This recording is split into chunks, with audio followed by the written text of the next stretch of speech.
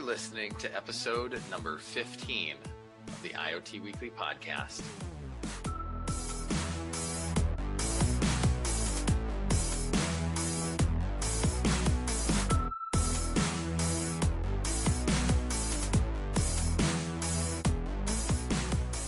Hello and welcome to episode number 15 of the IoT Weekly Podcast, brought to you by GearForge Software and sponsored by IoT Fuse Conference 2018. My name is Cliff, and I'm joined by my co-host and good friend, Matthew. Howdy. How you doing, Matthew? Doing great. How are you, Cliff? Excellent. I cannot be better. More importantly, where are you, Cliff? That's a great question. I am in north of Puerto Vallarta, Mexico, staying with a great friend of mine, Jeff. And if anybody's into birding, he runs an amazing software company, Birders Diaries. So check it out. But just amazing guy. And Heather and I are down here for just a few days of some warmth to get away from that cold Minnesota weather. So if I cut out just a little bit, Matthew would just keep going. But as you can imagine, it's just absolutely gorgeous, Matthew. I believe it. And if you do cut out, I'm happy to talk to myself. I do it all the time. Just act like you're talking to your dogs. Exactly. So, Cliff, what have you been up to lately? Well, we got here Wednesday for Mexico, as you can imagine. So did a little bit of pool time yesterday and some work. But the fun thing I've been playing with is the joys of Amazon. Matthew can attest to that here. The joys and pains, right? Yes, the joys and pains. So it's I've been sending a ton of mock data up to Amazon S3 through the IoT pipeline, and then trying to leverage Amazon Athena and QuickSight and getting all of that stuff to work together. It can be challenging. Yeah. And just to be clear, so you're using Kinesis, right? Mm-hmm. So feeding Kinesis with the fire hose. So I set up a fire hose stream to feed it to S3 as a CSV file into the buckets, and then Athena will pick it up so you can actually leverage SQL queries on top of that. Sure. Yep. And then QuickSight, I think, is relatively new. It is definitely. You can definitely tell because we ran it. I mean, as you know, we ran into some issues, and it's not. The documentation is not awesome. Neither is we did have some configuration issues, yeah. Yep. Specifically when using manifests to pull the data directly from S3. Yep. Had some trouble there, but you got Athena working with no problem, so that was at least good. Yeah. So, yep. So Athena's great, and it ties directly into QuickSight, and that was just spectacular. So I'm doing kind of just a pure data raw feed, and then I'm doing some aggregate roll-ups just to kind of see how that works out. Yeah, cool. And just for the listeners, so QuickSight is basically data viz, like data visualization stuff, right? So you get charts and graphs. Yep. The interesting thing though with Amazon Athena is it's got JDBC and ODBC drivers available. So if you did want to connect up to it and pull the data out, you could. And it's really more of a kind of a meta layer on top of Amazon S3 is so what I'm looking at here. Yeah, it's like a query engine built to query across S3, and that's actually a problem that I have. I haven't tried Athena before, but I can think of a use case for it right now. Oh yeah, especially if you got like log files, you can do regex and stuff like that. Yeah, when I get out of front end land. Yeah, exactly. I've been living in front end land for a while. A lot of JavaScript, nice. Like view components, but one of these days, I'm going to write an API again. Yes. So I've heard you've been playing a little bit of Soup. Oh yeah, soup. Yeah, been on a soup kick lately. So last weekend I made carrot ginger, curried potato, and vegetable bisque. All of these were they're bisque soups basically, so they're smooth. Oh sure. Are all of these warm or some of them cold? They're warm, yeah. Okay. And they're all delicious. So the curried potato has, the spices remind me of maybe an Indian dish. but as a soup, and it's delicious. Vegetable bisque is just rich and hearty, and again, I left some potatoes and chunks of vegetables in there, but for the most part, it's sort of smooth. Sure. But it's not a broth, right? Because I blended most of it, like 3/4 of soup. Sure. So it's got this sort of rich taste, essentially, and it was delicious. And the carrot ginger was 100% smooth, creamy, silky, sweet, delicious. That by far was my favorite. Do you think you could eat any of them as like a cold bisque? I think you definitely could. You could probably. I think the carrot ginger you could probably do cold. The other two, I don't know that I'd want cold. Sure. You can eat anything cold, Cliff. Oh, I know. I realize. I've had that before, like a cold bisque, and it's just really interesting because you just don't expect it when you think of soup. Yeah, no, you don't. I made one this summer that was actually cucumber. That'd be really good. Yeah, it was a cucumber yogurt with like turmeric or something. It was yellow actually because of the spices. Interesting. But it was really kind of an interesting combination of spicy while being cooling. Like the yogurt and cucumber have kind of a cooling, I don't know, cool flavor to it. And it was served cold, so it was unlike anything I'd ever had before. Wow, interesting. Yeah, that sounds great. Yeah. All right. So, we didn't get any feedback this week, but we do have 489 followers on Twitter. That is just awesome. I know, that's very exciting, and we are cruising towards our milestone, which is 500 followers. And when we hit that, we're going to choose one of our followers at random to receive an IoT button from Amazon. Yep. And you've given out a couple now.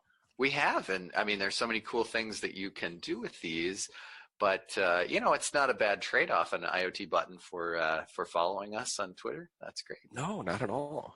I think that's a great trade-off. If you have followed us and you also boost our tweets by retweeting, we'll go ahead and put your name in the hat a little extra based on those retweets. So thank you very much. We appreciate it. We're just trying to get the word out about the podcast where we talk about some of the IoT news items and share some, things like what we're doing with soup. And a few random wanderings. Exactly. So you can find us on Twitter at GearForge IoT. And if you want to send us an email, the email address is podcast@gearforgesoftware.com. And we would love to hear from you. We certainly are interested in knowing your thoughts about the episodes. But also, if you have any other thoughts, you've got articles or news items you'd like us to cover. If you have feedback on, an article that we covered, and maybe some of our comments were off base and you've got a different take, we'd love to hear those too. So please get in touch. Let us know. Yep. And now, time for our show sponsor. That's right. We've got a show sponsor, don't we? We do. Yes. So the show sponsor is the IoT Fuse Conference 2018. Their goal is to unite accomplished doers, makers, and hackers with the brightest executives, entrepreneurs, and innovators. It's in its fourth year now, and it's bringing together a robust community of IoT practitioners, developers, makers, striving to build a deeper understanding of where the Internet of Things is today and where it's headed in the future, and how IoT-associated technologies and use cases can improve the physical world in which we live. They've got 2 days of workshops followed by an awesome conference, and you can actually have an area set up where you can find some vendors and whatnot out there and talk with those. We are actually going to be at the conference. We're hosting a workshop and we're going to have a table. So please stop by if you want to and say hi to us, and we'd love to swap stories. Yep, that would be great. And you can learn more at iotfuse.com. Thank you, Matthew. All right. So, time for some news. Bum, bum, bum, bum, bum. First up today, we have a very confusing report from SiliconRepublic.com. And Yes. so the title of this article is Reports of First IPv6 DDoS Attack Sparks Serious Fear for IoT Future. And I looked at this title and I said, what?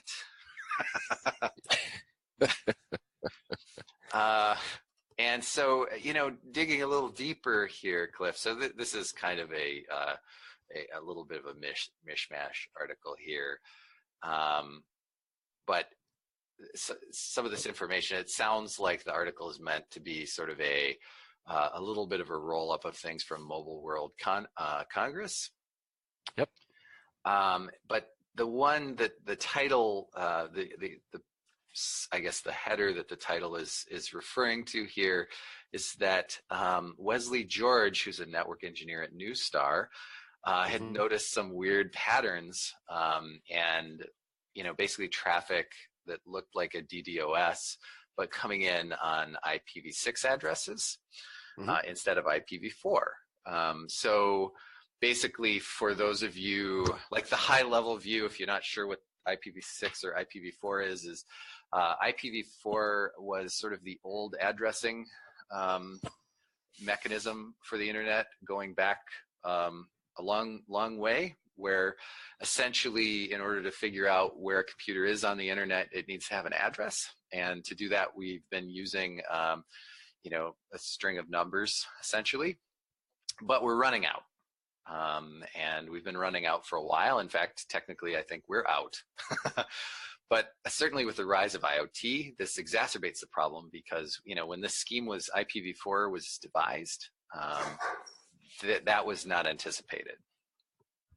And so IPv6 is basically expands that address space, so we can have so many more addresses we'll never run out, right? Yep. But the internet's kind of in this slow transition to IPv6, and by slow I mean it's been really slow. Most things still run on IPv4 in some way, and then also you've got these sort of cases where you're translating between IPv6 and IPv4, and it's actually kind of a mess, but it'll get sorted out eventually in another 10 or 20 years, I suppose. But anyway, so this is kind of notable because we haven't really seen most of the big DDoS attacks we've seen so far have been against IPv4 addresses, and this one is specifically targeting IPv6, which is interesting. Now, where this article has all sorts of things that are kind of confusing to me, but it says, is IPv6 more vulnerable than we think? And it says, there are fears now that IPv6 might not be as secure as we once thought. This doesn't make any sense. That's kind of funny. Yeah, this is not an issue of how secure is IPv6. Basically, it's like, think of it kind of like you have a door and somebody just starts throwing stuff at the door, It's not really about does the door get battered down. It's about the amount of noise the stuff creates when it's thrown against the door, right? It's not really a security issue as much as it is an overwhelming amount of traffic, If you have a big event and too many people show up to it, you have a big problem. And that's sort of what a DDoS attack is like. It's like you have too many requests coming in, more than you can handle. It really doesn't seem to be like there's nothing related to security here. It's just, I think what the article means to say is that if you are, NeuStar in particular, the head of their research and development, Barrett Lyon, has said in this article, the risk is that if you don't have IPv6 as part of your threat model, you could get blindsided. And so essentially it's like you could be trying to mitigate DDoS attacks on IPv4, but if you've forgotten to do so on IPv6, then you've left an opening, right? The reality is that's probably 100% true, but most of the internet does nothing to prevent DDoS attacks. And certainly if you're running, like we recently saw a particularly high profile hosting company affected by serious DDoS attacks. So they would definitely need to consider this. if you're running your own mitigation for some reason, you'd need to consider this. But most of the big players are using a third party for DDoS mitigation, and like Cloudflare. And so again, it's like Cloudflare would have to think about this. Exactly. I think. Yep, Like I just don't see I would think how, so. yeah, I don't see how Yeah. this. So it seems a little bit like maybe confused, I think but so. it gets better, Cliff. It does. It gets I better. think it's pretty funny. If you what's the last one here? That's just kind of a bit more peculiar, I guess you'd say. Okay, let me read you the headers in here. So the And first mind one, you, this article is a bit of a roll up, like you said, from the. it is a the roll up. NWA It's website. I just my eyebrow did one of those doctors or Mr. Spock like one eyebrow pops up when I started reading, and my jaw kind of dropped a little bit. Like I'm so confused. So the first header says, "This week in IoT, a supposedly bulletproof standard is shown to be not so sturdy," which is not true. While Mobile World Congress proved that the technology is still a darling for many. What? Then I don't get that. the next header is IPv6 more vulnerable than we think? No, it's exactly as vulnerable as we thought it was. It's just we haven't seen that attack on IPv6 yet. Southeast Asia. Well, it's just because adoption rates. Well, yeah. I mean, like I said, it's been the slow transition to IPv6. Southeast Asia gets its first massive NB IoT network. There's a little, a few paragraphs on that. And then there's your smart home can sound a siren when a horse gives birth. So that's the last item that they pulled out of this, I guess. One God. of the latest additions to peculiar but somewhat beneficial technology was the news of the release of Full Alert, an IoT sensor that tells a farmer when a horse is giving birth. I didn't realize that was such an issue. I didn't either, but I mean... so what if you can adapt this also to cows, I assume?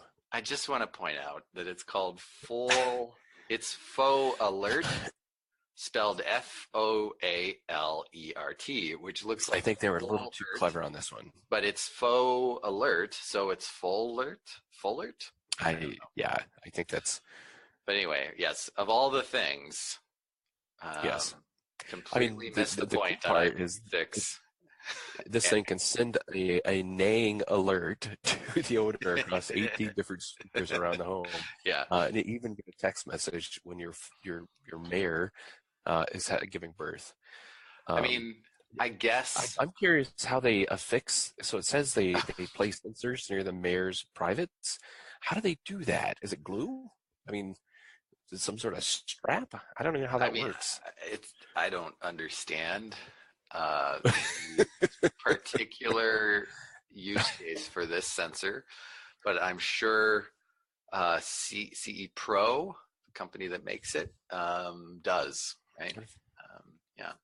Yeah. I wonder if they have a picture of it. Probably not. I don't know. But I thought it was hilarious that, this article skews so randomly in so many directions. Oh my God. And they're on the website, it's got a sensor that says, the foal is coming, the foal is coming. That's so funny. Oh my God, that's hilarious. So anyway, there's a lot of information out there, and I think some of these articles, when we run across them, information is better than others. Some of them we take at face value because we have no choice, but this one I wanted to sort of call out a little bit and say, I feel like I get what you're trying to say here, and it's probably somebody who just didn't understand the material presented, but my hunch is that that's just, it's just wrong. It's just wrong.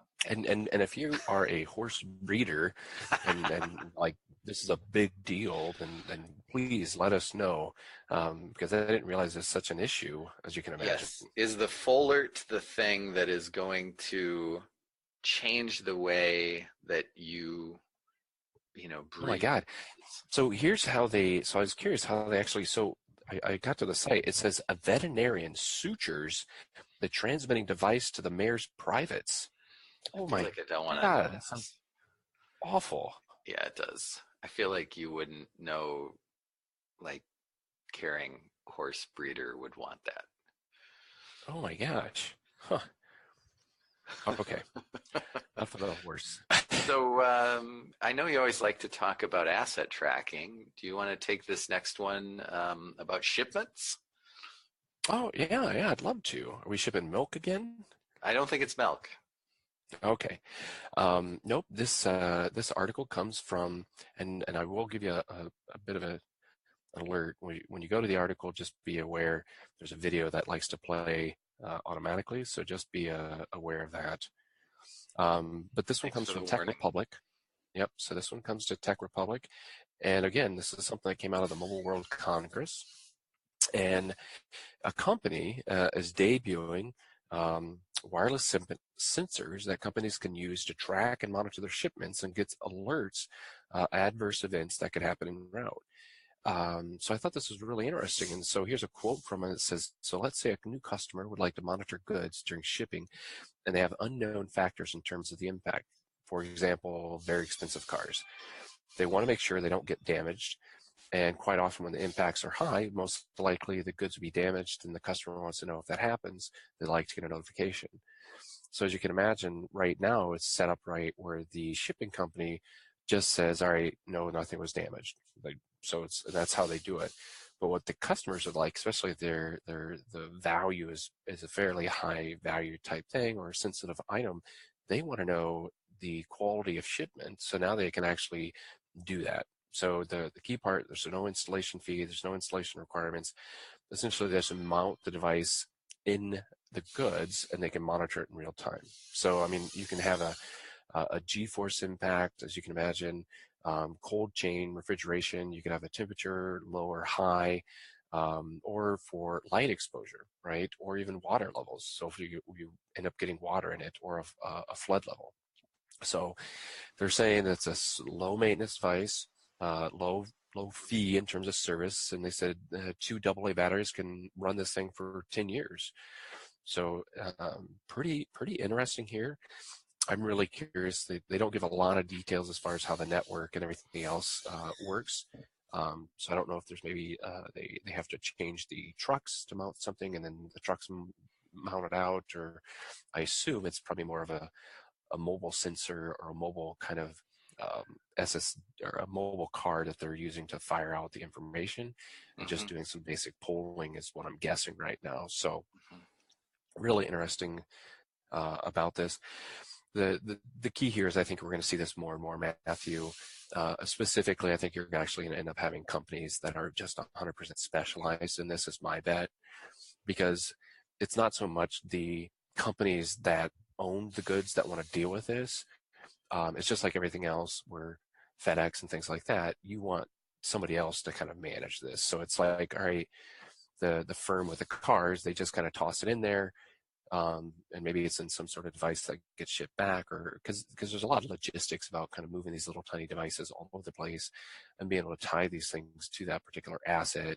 And then how do you make sure like asset number 4, 5, or 6 still isn't tied to asset number 1 originally in that chain? So I think there's probably a little bit more work to this, but I 100% see this as going to be a new business model going forward. Yeah, absolutely. I mean, I think there are details to work out for sure. Yep. And the reality is that, okay, so asset tracking is it seems simple on the surface, but it's probably not so simple once, for the reasons you were just mentioning, once you get it in practice. But frankly, it's not simple any other way either, right? Nope. Like trying to manage this through humans checking things in is also error prone and 100%. complicated. And I think this has at least the potential to alleviate a bunch of that work. And I think accuracy Yep. won't be perfect, but it'll be pretty good. So it's Yeah, I think interesting. you tie this into, let's say if it's cars, right? If you're tracking that, Mm-hmm. I think if you could tie this into um, like a mobile app where it's like, yep, you've got a sensor inside of it, it scans it, and then maybe you scan the I don't know, the VIN in your windshield area, right? And it just kind of auto detects that. That would be a pretty slick way to tie these together and make that a little bit less frictionless, in my opinion. Yeah, that's super interesting. So I mean, and I think this is just, it's beginning now, but I think this is just the future. Like this is what Yep. things are going to look like. We're going to have Yeah. sensors monitoring all this because it just makes sense. Well, because if you think about how FedEx, right, you get a tracking number. I see this no different as you click that link and you can actually see the actual quality of your shipment as it's moving through and set up alerts potentially with that item. Interesting. I mean, if you think about it from that standpoint, I wouldn't see why FedEx or UPS or any of those wouldn't want to get into this type of service. Yeah, absolutely. Or Amazon with their new shipping company. Yep. Yeah, I wouldn't see why not. Can you see? I could totally see them taking on an initiative like this. It seems like right up their alley. Well, they just bought, was it Ring, if I remember correctly? Yeah, they did. Doorbell company. So I'd be shocked if you don't see, I mean, if someone came along with devices that integrated specifically with Amazon and essentially tied into like cloud Overwatch and stuff like that, I'd be shocked if they wouldn't pick up a company like that. Yeah, with tied into Alexa and all of that. Yep, absolutely. Yeah, entirely.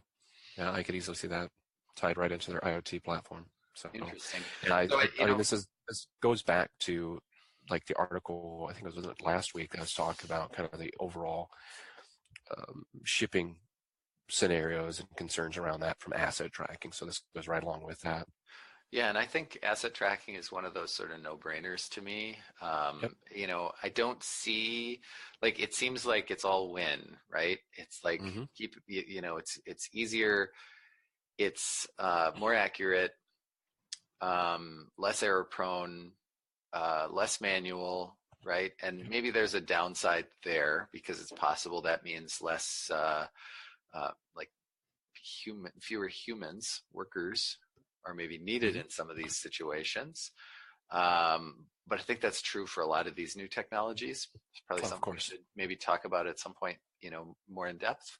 But I don't really see any privacy implications for this kind of thing.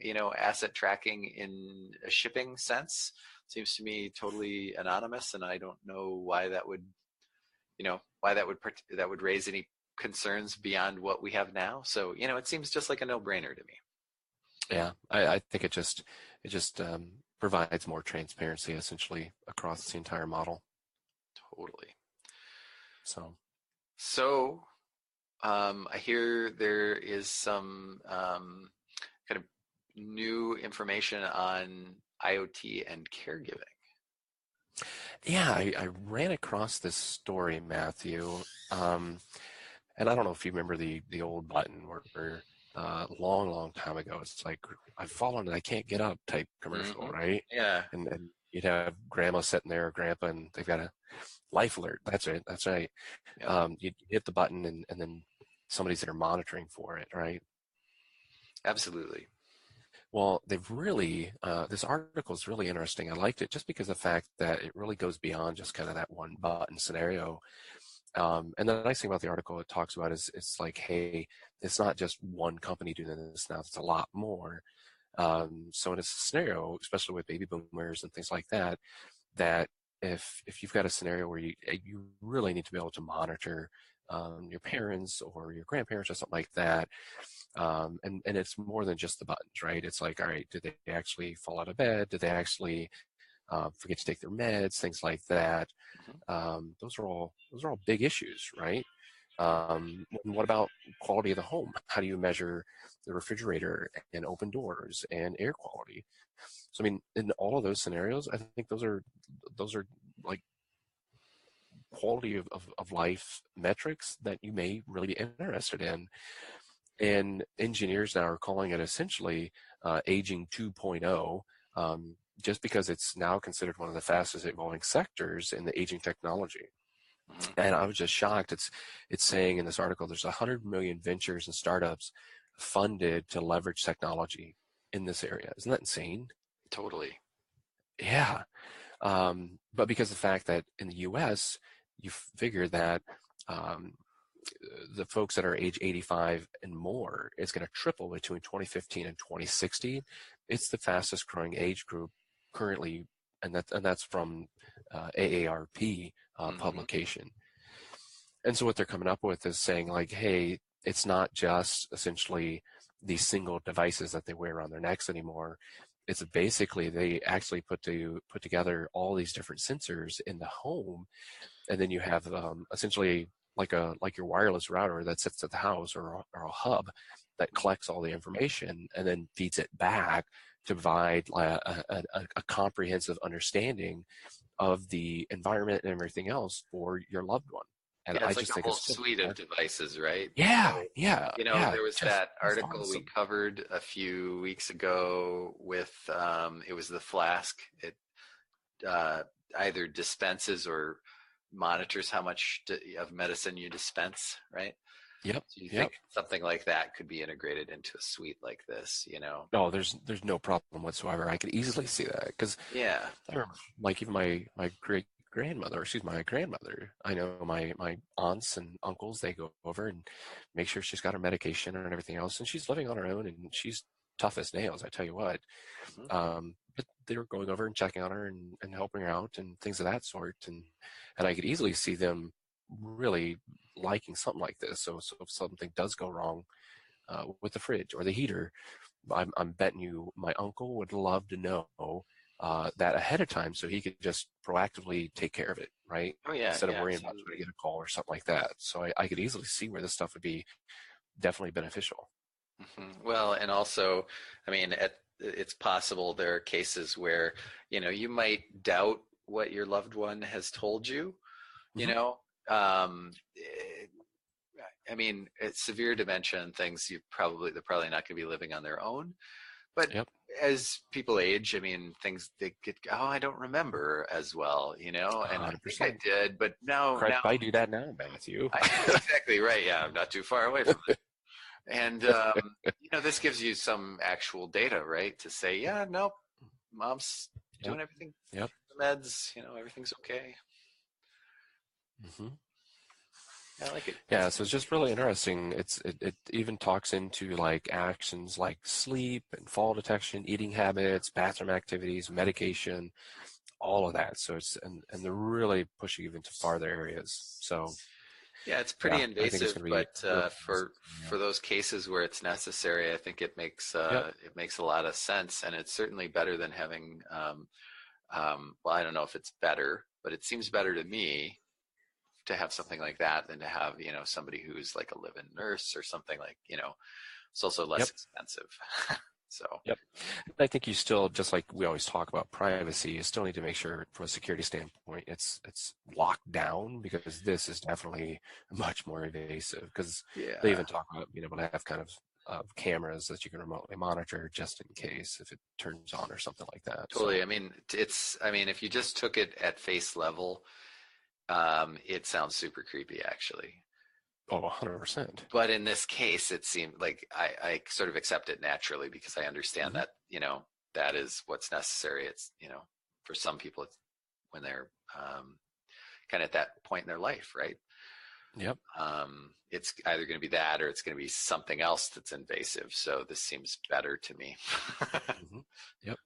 Yep. Yeah, and they're saying like they even see this rolling into essentially telemedicine, right? Trying to even push Sure. this even further. So Which I was like, again makes sense and lowers the cost for everyone. I yep. hope. Well, I would think so, because I don't know how you manage that if you're increasing the burden on the health system from that standpoint, not in a bad way, but like I said, but how do you make it so it's more efficient from that standpoint? Got it. That's very So yeah, interesting. yeah, very interesting, and I'll have to keep my eye on this because this sounds really interesting as far as how this is kind of progressing. Totally. And you've got something about a co-op. Is Yeah, that something I ever check out let's like talk that? about retail IoT. Um, Interesting. Actually, always been a little kind of interested in these ideas since I come from a retail background Yeah, yeah. time ago, and um, so basically, I think this is super interesting. I don't think it is necessarily revolutionary, but maybe I'm wrong. Maybe it will be. This article comes to us from internetofbusiness.com. Go figure. We get a lot of news Yes, from them. we Andrew do get quite a Hobbs. bit. Yeah, and basically, in a nutshell, the idea here is that shoppers at some co-ops are going to like food supermarkets, right? Mm-hmm. We're going to be using MasterCard's MasterPass mobile payments stuff.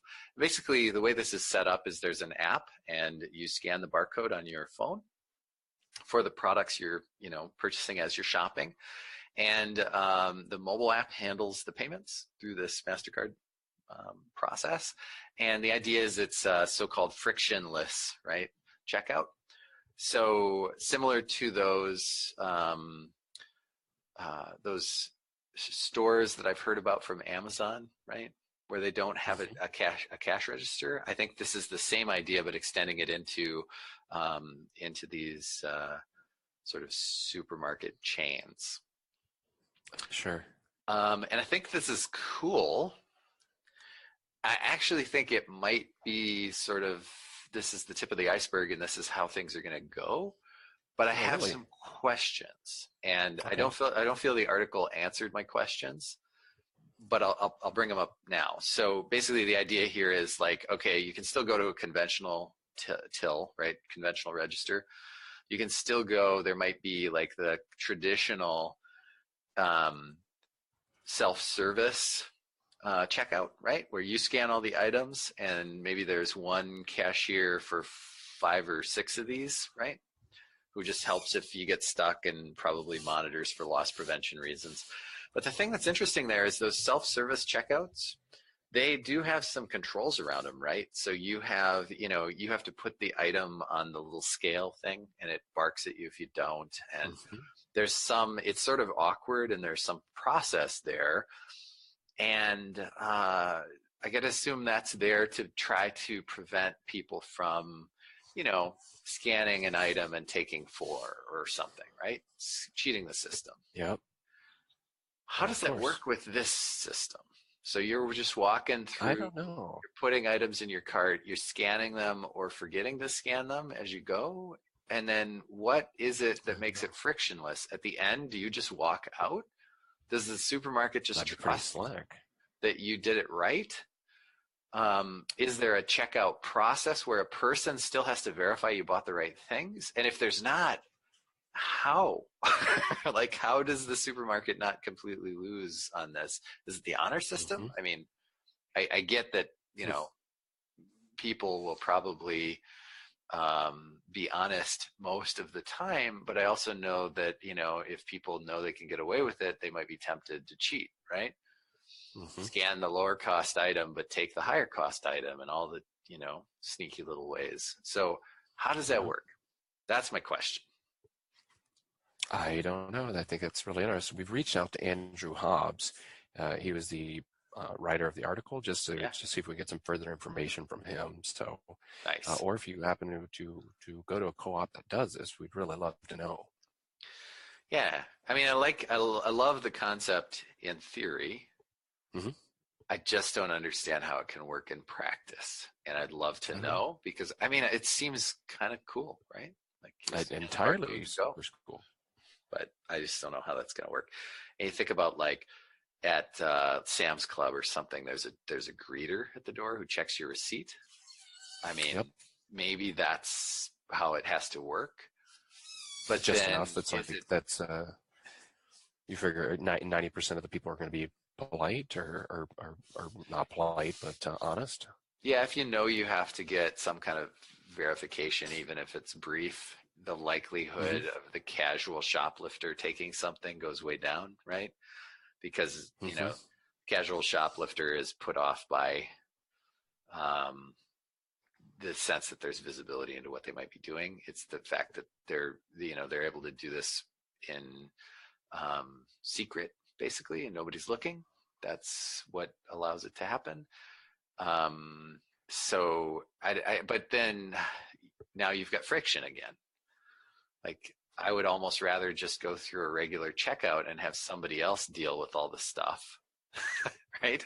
You're making me work for your supermarket now.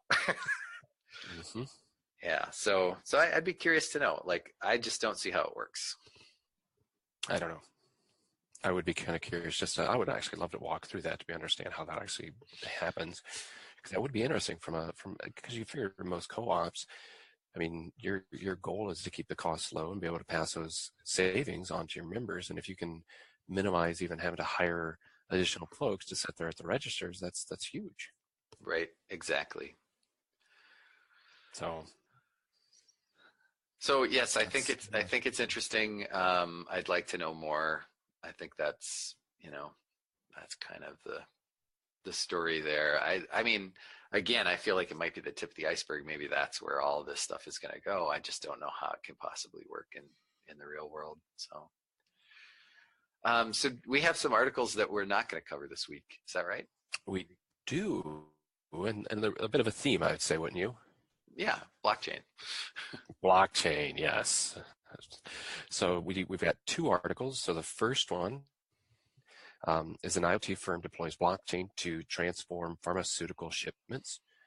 So that's a really interesting article. Take a look at the site and you can learn more. And do you want to talk about the next one, Matthew? Yeah, so the next one's kind of a joke, but I've linked to a tweet from Ryan Mack, who's with BuzzFeed.